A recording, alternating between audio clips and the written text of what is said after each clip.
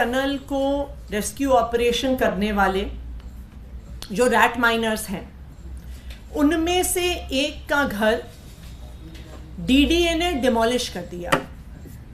अपनी एक demolition drive के दौरान जब डीडीए अनेकों लोगों के घर झुग्गियां तोड़ रही थी, तो उसमें एक रैट माइनर का भी घर था।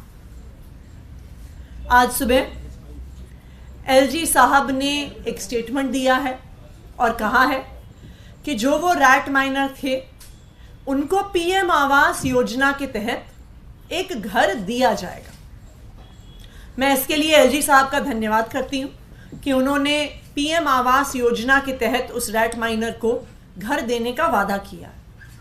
लेकिन ये रैट माइनर इकलौते वो व्यक्ति नहीं है जिनका घर, जिनकी झुग्गी, जिनका छोटा सा कमरा डीडीए और अन्य केंद्र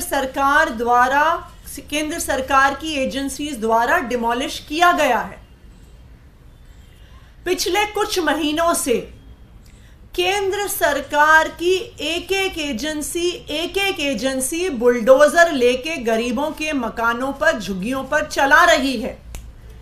चाहे वो डीडीए हो, चाहे वो एएसआई हो, चाहे वो एलएनडीओ हो, चाहे वो रेलवेज हो, केंद्र सरकार का हर विभाग गरीबों के घर, गरीबों की झुग्गियां तोड़ रहा है।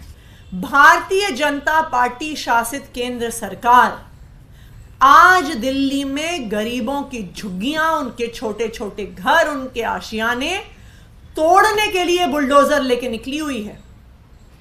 जब चुनाव का समय आता है, और आप देखेंगे जैसे ही चुनाव की घोषणा होगी, भारतीय जनता पार्टी के पोस्टर लगेंगे हर झुग्गी में, कहते हुए जहां झुग्गी है वहीं पर मकान देंगे। लेकिन दिल्ली वालों की झुग्गियां एक एक करके भारतीय जनता पार्टी द्वारा शासित केंद्र सरकार से तोड़ी जा रही हैं। सुंदर नर्सरी के रहने वालों ने भी जहां झुग्गी, जहां मकान के फॉर्म भरे थे। करकरडूमा जेजे कैंप वालों ने भी जहां झुग्गी वहीं मकान के फॉर्म भरे थे। आजादपुर जेजे कैंप वालों ने भी जहां झुग्गी वहां मकान के बीजेपी के फॉर्म भरे थे, और वो सारे फॉर्म उनके घरों के साथ ही तहस नहस हो गए जब बुलडोजर चलने आया।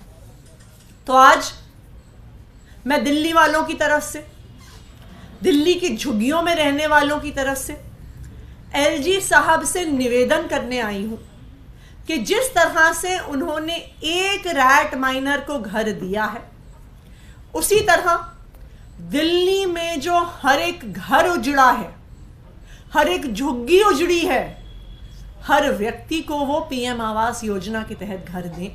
क्योंकि दिल्ली वाला, हर दिल्ली वाला उतना ही महत्वपूर्ण है, उसकी जिंदगी, उसके बच्चे, उनकी पढ़ाई लिखाई उतनी ही महत्वपूर्ण है जितनी उस रैट माइनर की है जिसको आज एलजी साहब ने घर दिया।